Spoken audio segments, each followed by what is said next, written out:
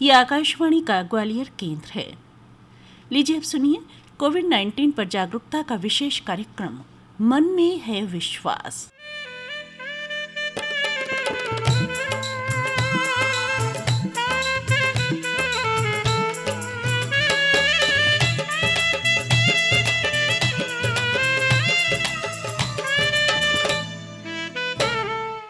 कार्यक्रम के सभी श्रोताओं को आभा गुप्ता का नमस्कार।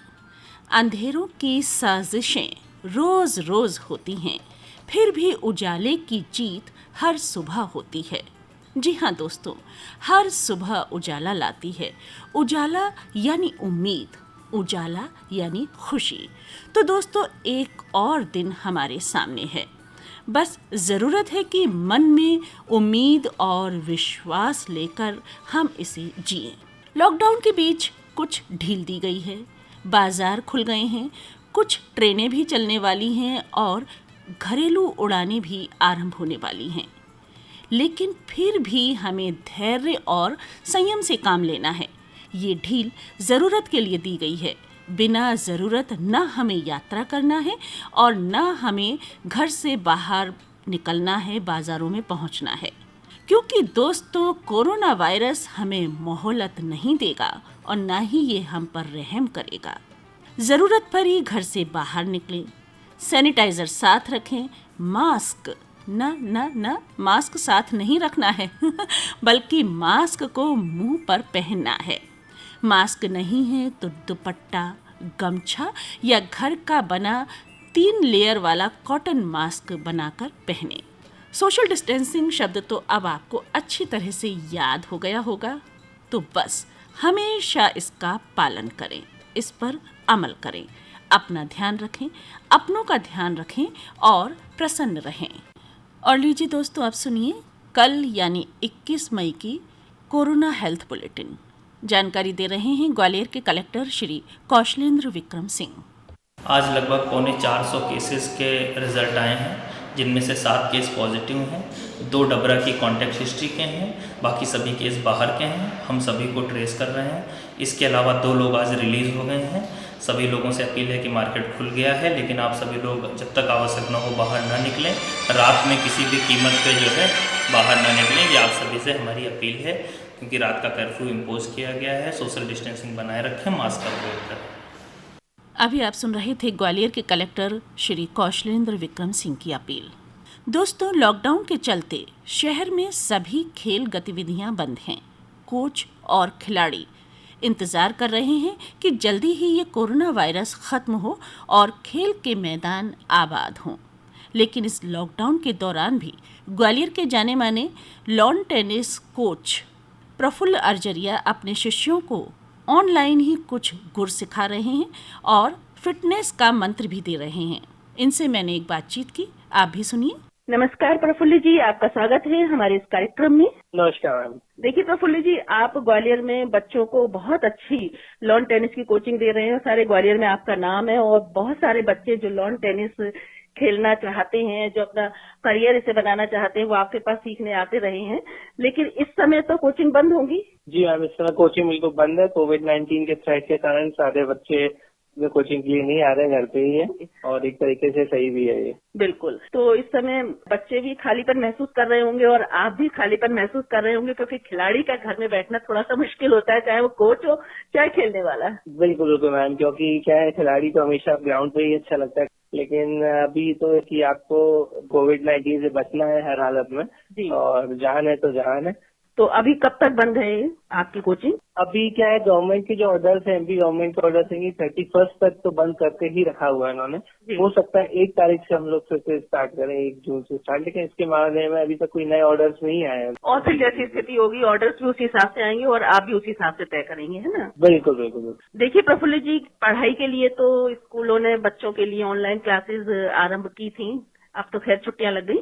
तो आप भी इस तरह की कोई ऑनलाइन कोचिंग कर रहे हैं क्या लॉन टेनिस के लिए? अगर हाँ तो किस तरह से? जी, हम लोगों ने इसमें व्हाट्सएप ग्रुप के थ्रू और ऑनलाइन भी हमने कुछ थोड़े से डेमोज दिए हैं बच्चों को, और बच्चे भी अपने अपने वीडियोस हमको भेजते रहते हैं कि वो किस तरह से हम लोग के इंस्ट्रक्शंस फॉलो कर रहे हैं। अच्छा। तो ये इसी तरह कोचिंग चल रही है और भी कई जगह पे मतलब ऑनलाइन टेनिस कोचिंग भी चल रही है और काफी सक्सेसफुल भी रही है। अच्छा, तो इसमें थ्योरी पर ही ज्यादा ध्यान दिया जाता होगा, प्रैक्टिकली तो उतना संभव नहीं हो पाता होगा। जी जी बिल्कुल, इसमें थ्योरी पे ज्यादा ध्यान दिया जाता है। प्रैक्टिकल थोड़े डेमोज भी आ सकते हैं, लेकिन जब तक कोर्ट पर नहीं हो खिलाड़ी तब तक पूरी तरह वो खेल नहीं सकता है। लेकिन हाँ, ज्यादातर ध्यान उसमें थ्योरी पे रहता है, जो टेनिस की बारीकियां हैं, क्या कैसे करना है, क्या किस चीज को फॉलो करना है, वो सब चीजें इसमें बताई जाती है। बिल्कुल, थ्योरी मजबूत हो जाएगी इस समय बच्चों की, तो जिस समय वो मैदान में उतरेंगे तो जो गुर कोच ने उन्हें बताए उन्हें आजमा सकेंगे, है ना। बिल्कुल जी। खिलाड़ी तो हमेशा फिट रहते हैं और दूसरों को भी फिट रहने का संदेश देते हैं, तो इस समय तो आप घर में ही हैं, तो घर में आप किस तरह से फिट रहे आजकल? घर में तो क्या है, जो लिमिटेड एक्सरसाइज हो सकती है वो करने की कोशिश करते हैं। जो स्किपिंग है, घर में साइकिल है वो साइकिलिंग करते हैं, और थोड़ा बहुत रनिंग करते हैं। हल्का बहुत जो हमारे यहाँ ऊपर है छत पे, उस पे खेल लेते हैं। मैं क्या है, मेरे दोनों भतीजे इंटरनेशनल टेनिस प्लेयर हैं, तो उनके साथ ही मैं घर पे थोड़ी सी प्रैक्टिस करता रहता हूँ।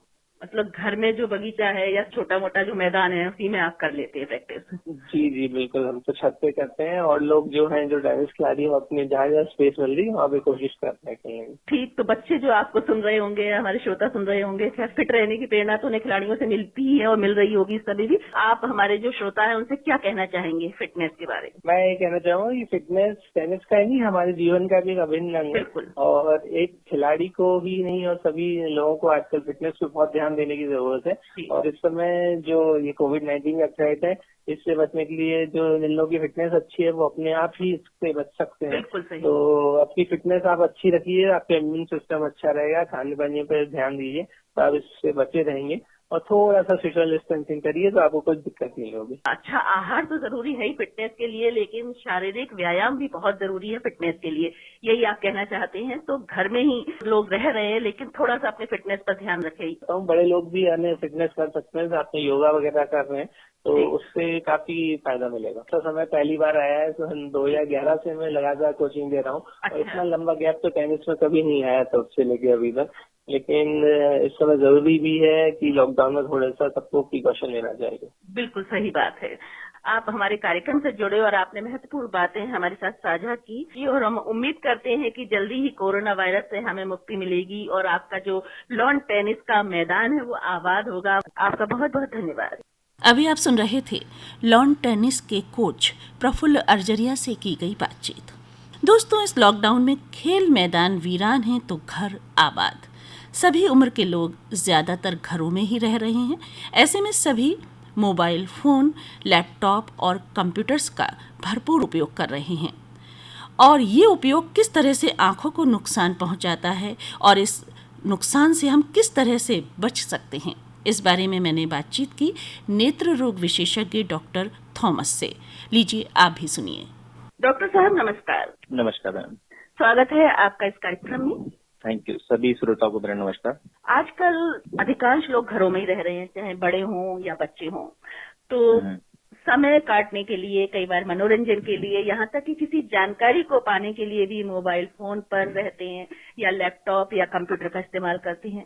आजकल यहाँ तक कि बच्चे अगर लूडो और सांप सीढ़ी भी खेलते हैं तो वो मोबाइल फोन पर ही खेलते नजर आते हैं। और वर्क फ्रॉम होम तो चल ही रहा है, ये तो आजीविका का सवाल है और रोजी रोटी की बात है, तो ये भी जरूरी है। इससे आंखों पर बुरा असर पड़ रहा है, कई समस्या भी रहती है आंखों में, से बच्चों के सिर में दर्द रहता है, या कई बार आंखें लाल हो जाती है, या कई बार आंखों में सूखापन या ड्राइनेस होती है। तो क्या कहना चाहेंगे आप इस बारे में? ये मैं सभी वर्ग के लोगों को बताता हूँ कि हाउ टू यूज कंप्यूटर या लैपटॉप या मोबाइल कैसे इस्तेमाल करना है, टीवी कैसे देखना है, ताकि सभी को ये इफेक्टिव हो जाए। अदरवाइज हम देखते हैं रूटीनली हमारे 25 पेशेंट हमारे इन्हीं प्रॉब्लम से लेकर होते हैं। किसी को रेडनेस हो रही है, किसी को वाटरिंग है, किसी को किरकिराहट हो रही है, तो ये सब problem maximum TV, mobile, computer, laptop की वजह से हैं। बिल्कुल। इसमें सबसे पहले जब हमें मोबाइल यूज करना होता है तो कुछ बातों का विशेष ध्यान रखें कि मोबाइल एक तो हम एक बार में 5 या 10 मिनट से ज्यादा यूज नहीं करना है। ठीक बात।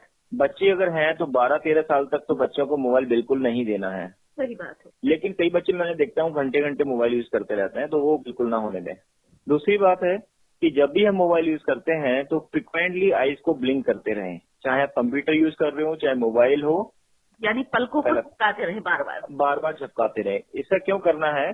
बिकॉज जब भी हम मोबाइल पे होते हैं तो हमारी आईज को हम फ्रिक्वेंटली ब्लिंक नहीं कर पाते हैं, बिकॉज हम जब कोई पिक्चर पे फोकस करते हैं तो हमारी आईज ब्लिंक करना भूल जाती हैं जी। तो हमें फिजिकली उसको एक स्टिमुलस देके ब्लिंक करना है, और उससे होता क्या है कि ड्राइनेस क्रिएट नहीं हो पाती, और जो मोबाइल लैपटॉप के इलेक्ट्रोमैग्नेटिक रेडिएशंस होते हैं उसकी वजह से हमारे आंखों में ड्राइनेस नहीं होती है और एलर्जी कंडीशन क्रिएट नहीं होती है और हमें रेडनेस, वाटरिंग, ये सब से बच सकते हैं। तो फर्स्ट पहला फ्रिक्वेंटली आइज को ब्लिंक करना है। ठीक बात।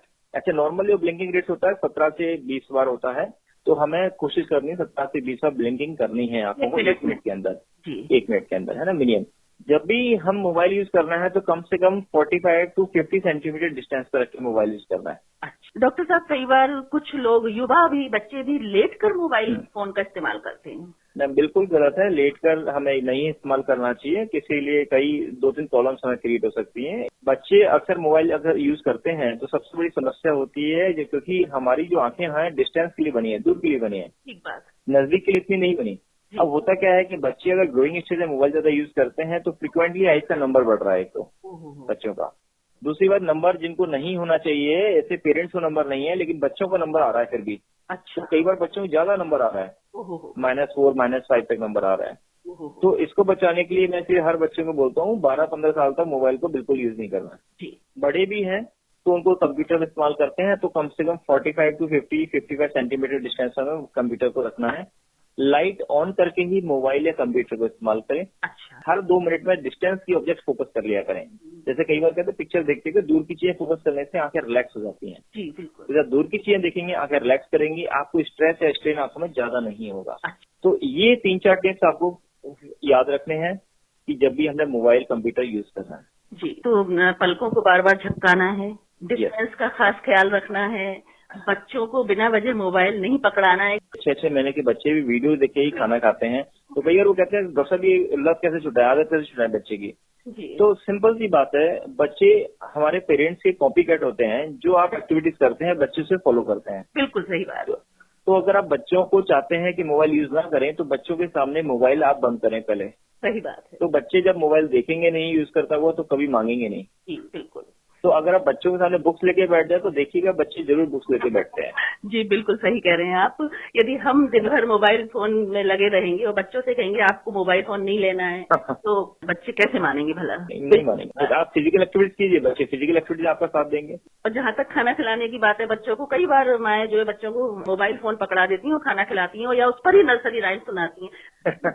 बिल्कुल बिल्कुल, वो कहानी सुना सकते हैं, लेकिन आप मोबाइल में पहले कहानी पढ़ लीजिए, आप बुक्स पढ़ लीजिए, फिर बच्चे को सुना दीजिए, नो प्रॉब्लम। बच्चे को ना मोबाइल से ज्यादा एंटरटेनमेंट आप दें, है ना। सपोज स्टार्टिंग में आप कर रहे हैं तो बच्चों को कुछ ऐसी एक्टिविटीज टॉयज के रूप में दिखाएं खाना खिलाने के लिए, तो टॉयज पे फोकस हो जाएगा रेदर देन मोबाइल। ब्रेन पे जो बहुत इफेक्ट पड़ता है मोबाइल का, उससे आपकी ब्रेन का ग्रोथ रुक जाता है। दूसरी बात क्या कही, इसमें तरह की इलेक्ट्रोमैग्नेटिक रेडिएशन वेव से आपको होने लगती है प्रॉब्लम ब्रेन में। बच्चों के दिमाग पर भी असर पड़ता है इनसे ना, तो बहुत असर पड़ता है ना। अच्छा, जो आजकल युवा हैं या जो ऐसी कंपनियों में काम कर रहे हैं, वर्क फ्रॉम होम कर रहे हैं, तो उन्हें लगातार कंप्यूटर के सामने बैठना होता है, तो वो क्या एक्सरसाइज करें जिससे कि उनका ये स्ट्रेन कम हो सके कंप्यूटर के सामने बैठने का? उसके लिए भी मैं 3-4 टिप्स बताता हूँ। पहले टिप्स है कि फ्रिक्वेंटली आइज को ब्लिंक करना है, कम से कम 20 to 25 टाइम्स। सेकेंड है डिस्टेंस मायने रखती है, आप कम से कम 55 to 60 सेंटीमीटर का डिस्टेंस रखिए कंप्यूटर लैपटॉप के आगे। तीसरा है हर आधे घंटे में 2 से 3 मिनट का ब्रेक ले सकते हैं।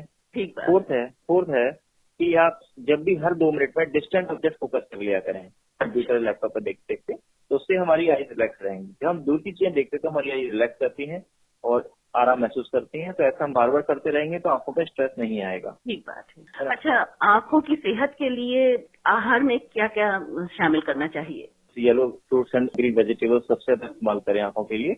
आप बादाम ले सकते हैं। मौसमी फलों में तो इस समय अगर पीले फलों की हम बात करें तो आम और पपीता बहुत आ रहे हैं। इस साल तो आम पपीता का, सर्दियों में जाएंगे तो आपको कैरेट ज्यादा होता है। ठीक, तो डॉक्टर साहब आपने बहुत सारी बातें बताई जिन्हें हमारे श्रोताओं ने गौर से सुना होगा और इनको अब वो आजमाएंगे भी। तो आप हमारे कार्यक्रम में शामिल हुए, अपना महत्वपूर्ण समय हमें दिया, इसके लिए आपका बहुत बहुत धन्यवाद। नमस्कार। थैंक यू नमस्कार।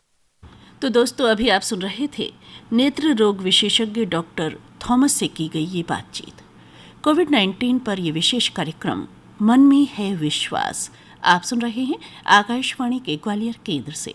और दोस्तों, आइए अब आपकी मुलाकात करवाते हैं प्रख्यात कवयित्री श्रीमती चित्रा देसाई से। नमस्कार चित्रा जी, आपका स्वागत है हमारे इस कार्यक्रम में। नमस्कार। नमस्कार। चित्रा जी, देखिए आजकल जो स्थितियां हैं, थोड़ा संकट का समय है और स्थिति एकदम अलग है और कई बार ऐसी घटनाएं देखने में भी आ रही हैं जिनको कि हमने किसी बुरे सपने में भी नहीं देखा होगा। बिल्कुल जी। आप एक कवयित्री हैं, तो कवयित्री बहुत संवेदनशील मन की होती है।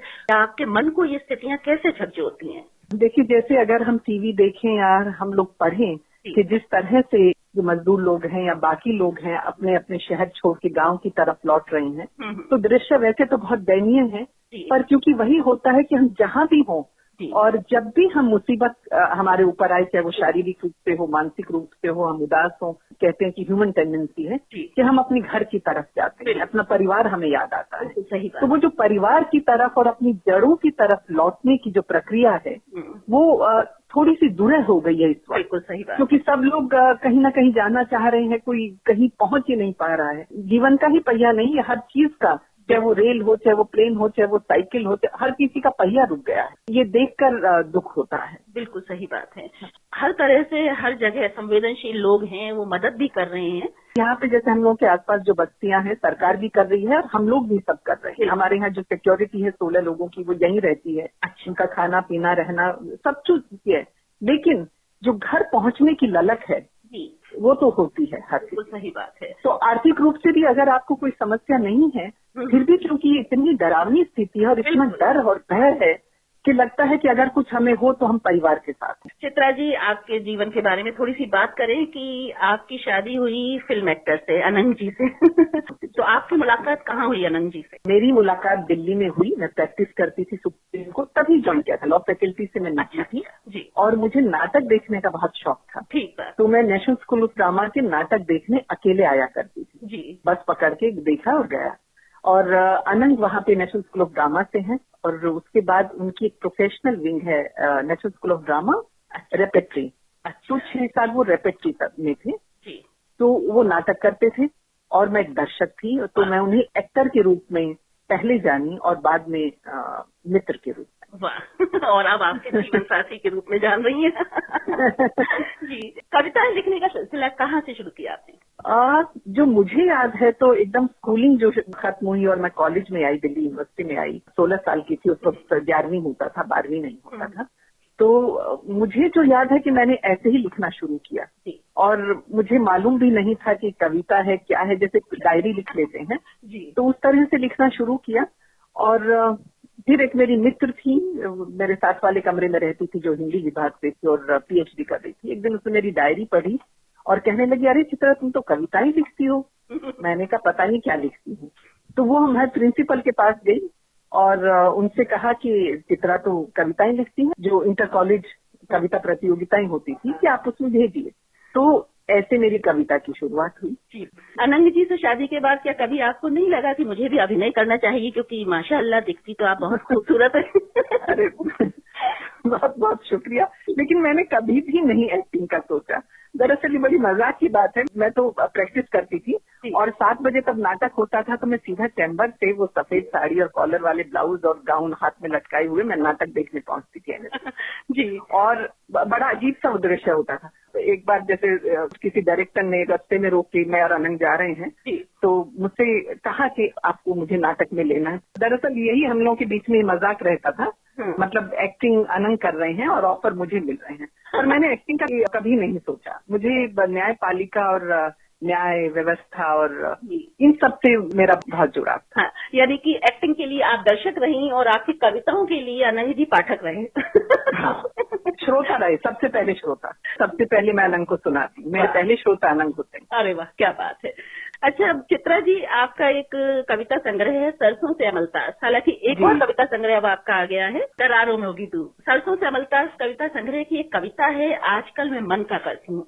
मेरे ख्याल से हमारी बहुत सारी महिला श्रोताओं ने उस कविता को पढ़ा होगा और बहुत सी महिलाओं ने तो उसे गुना भी होगा। बहुत ज्यादा प्रेरणा देती है, क्योंकि अक्सर लड़कियां होती हैं उस समय पढ़ाई में लगी रहती हैं, फिर शादी होती है तो अपनी गृहस्थी में रम जाती हैं, अपना करियर को भी छोड़कर कई बार वो छोटे छोटे बच्चे होते हैं तो उनको देखती हैं, गृहस्थी को देखती हैं और ऐसा करते करते उम्र 45 से 50 हो जाती है। और जी। उसके बाद जब बच्चे बड़े हो जाते हैं, बाहर निकल जाते हैं, तो वो सोचती हैं अब तो उम्र ही निकल गई है। तो उनके लिए ये कविता बहुत प्रेरणा देती है। कहीं एक धरातल पे हम सब एक जैसे हो जाते हैं। जी। ये जो 45 और 55 के बीच की जो उम्र है ना, जिसको एम्प्टी नेस्ट सिंड्रोम कहते हैं, कि तब बच्चे अपनी उड़ान भरते हैं और माता पिता पीछे रह जाते हैं। अब पिता को तो क्योंकि आदत होती है, ऑफिस में जाते हैं तो उतना जुड़ाव नहीं होता जितना महिला का घर से होता है दरअसल। इसलिए वो ज्यादा उस चीज को महसूस करती है, क्योंकि हमेशा ओत प्रोत रहती है बच्चों में, और तब बच्चों की अपनी जिंदगी शुरू होती है तो उसे लगता है कि मेरी जिंदगी तो खत्म हो गई अब कुछ। मुझे लगता है वही समय है तब आप अपनी बातों के लिए आप अपने आप को अपना मकसद बनाएं। बिल्कुल। तो ये सब इसी तरह से लिखी गई थी ये कविता, और इस कविता ने मुझे एक इतने बड़े जनसमूह से जोड़ा, इतनी महिलाओं से मुझे जोड़ा, और मुझे लगा इसीलिए सार्थक हुई। शायद बहुत लोगों का मरहम बनी, बहुत लोगों को दिलासा दी। किसी ने मुझे लिखा कि ये तो एक मंत्र है, आपने एक राष्ट्र मंत्र दे दिया, आजकल मैं मन का करती हूँ। छोटी सी एक बात मैं यहाँ आपसे साझा करना चाहूंगी। शिमला लिटरेचर फेस्टिवल में गई थी 2 साल पहले, और काव्य गोष्ठी खत्म हुई, सब हुआ। उसके बाद एक महिला मेरे पास आई और कहने लगी कि मुझे आपके साथ 10-15 मिनट बिताने हैं, आप प्लीज चाय पे आइएगा मेरे साथ, आप चलेंगी? वो खड़ी, मैंने कहा चलती हूँ, मैं बहुत थोड़ी फकीरी मन की हूँ, जहाँ चले पाऊँ से चलो चलो। तो मैं गई उसके साथ गेटी क्लब, और वहाँ उनकी 2-3 और मित्र थी, और हम लोग चाय पे। फिर उसने बताया, उसने कहा कि ऐसा है कि मेरे हस्बैंड आर्मी में है और मैं बहुत अच्छी पेंटिंग करती थी कॉलेज में। अच्छा। फिर शादी हुई, जो हम सबकी कहानी होती है, बच्चे हुए, वो सब छूट गया, और उन्होंने कहा दोनों मेरे बच्चे काम करते हैं और दिल्ली में हैं, और मुझे बहुत डिप्रेशन रहने लगा, मुझे समझ में नहीं आया, मैं पूरे दिन घर में अकेली रहती थी। तो किसी ने व्हाट्सएप पे मुझे कविता भेजी। अच्छा। मैंने कविता सुनी, मैं शिमला की मार्केट में गई, मैंने आयल खरीदा, वो जो पेंटिंग का होता है, रंग खरीदे, और मैं पेंटिंग करने लगी। और आपने मुझे वापस पेंटिंग पे लौटाया आपकी कविता ने। तो मैंने सोचा कभी भी जीवन में आप मुझे मिलेंगी, मैं आपके साथ बैठ के चाय पीऊंगी। मैं अभी भी तुम्हें कह रही हूँ, अब मुझे रोंगटे खड़े हो रहे हैं वो बात याद करके। सच में मुझे नहीं लगता है कि मैं इस लायक हुई, पर शब्दों की अपनी ताकत होती है। मैं माध्यम बनी, लेकिन वो शब्द अपनी यात्रा उन्होंने अपने आप की। मेरे ख्याल में आपकी कविता का सबसे बड़ा पुरस्कार यही आपको मिला। सबसे बड़ा पुरस्कार तो पाठक हैं और श्रोता हैं। आज यूट्यूब के जमाने में श्रोता भी हैं, क्योंकि ये कविता तो वीडियो के जरिए पहुंचा। देखिए, आजकल लॉकडाउन चल रहा है और अधिकांश महिलाएं वैसे भी लॉकडाउन में रहती है, गृहिणी तो बहुत कम महिलाएं बाहर निकल के काम करती हैं, और कई बार वो घर के काम तो मन से करती हैं और लगन से भी करती हैं, लेकिन कहीं उनके मन में कोई खालीपन होता है, तो उस खालीपन को उन्हें भरना चाहिए। और वो कविता जो आप कह रही हैं, अब मैं आपके मुंह से सुनवाऊंगी श्रोताओं को, तो निश्चित रूप से उनका वो खालीपन जो है जरूर भरेगा। तो पहले तो आप वो कविता शेयर कीजिए हमारे श्रोताओं के साथ। और खालीपन के साथ ये भी कहना चाहूंगी कि अपने को पूरने के लिए उनके पास जरूर कुछ ना कुछ होगा, कहीं लिखना पढ़ना होगा, कुछ अच्छा चित्रकारी होगा, हाथ काम होगा, 1000 चीजें हमारे मन की जो हम करते हैं और जो छूट जाती हैं। तो अपने खालीपन को अपने मन की चीजों से भरें। मतलब सबके मन का तो बहुत कर लिया ना, अब अपने मन की तरफ भी तो लौटें।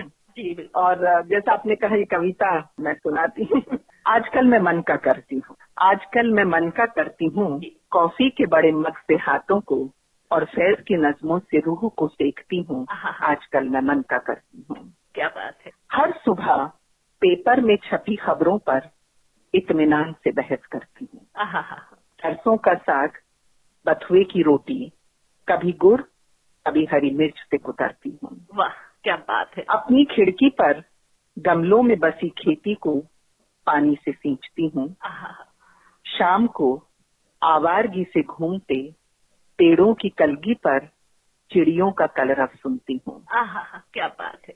कभी दोपहर में दोस्तों का हाथ पकड़ अपनी गली मोहल्ले की बातों से लिपटती हूँ। बचे कुचे पेड़ों पर पंछी नीड़ बना पाएं, ऐसी कोशिश में शामिल होती हूँ। वाह। सांझ ढले अपने गांव की मिट्टी को दूर से ही सहलाती हूँ। मेरे दोस्त कहते हैं आजकल मैं कुछ नहीं करती, मेरे दोस्त कहते हैं आजकल मैं कुछ नहीं करती, क्योंकि आजकल मैं मन का करती हूँ, कॉफी के बड़े मग से हाथों को और फैज की नज़मों से रूह को सेकती। ये बहुत छोटी छोटी चीजें हैं। सुबह आप अखबार पढ़ के बहस कर पाए, नहीं तो आप चाय और नाश्ते में इसी में उलझे रहते हैं ना। आपका मन आपका अपना है, उसे भी थोड़ा सा सहलाइए, मनाइए। बिल्कुल, पढ़िए, लिखिए, बुनिए, गाढ़िए, कुछ भी कीजिए, दोस्तों से बात कीजिए जी, अच्छी किताबों को पढ़िए, बहुत सारी चीजें हैं करने की। बहुत सारी चीजें हैं। सैर करने जाइए, सिर्फ अपने साथ रहना अगर आ जाए बिल्कुल, तो आप जग जीत गए। सही बात है। अपने से मिलना, अपने से संवाद करना जी, वो बहुत आपको समृद्ध करता है। ये बात पुरुषों पे भी लागू होती है। बिल्कुल। वो लोग भी तो पूरी उम्र 60 तक जब तक रिटायर नहीं होते हैं अपने आर्थिक और घर को चलाने की जद्दोजहद में रहते हैं। उनकी भी एक यात्रा है।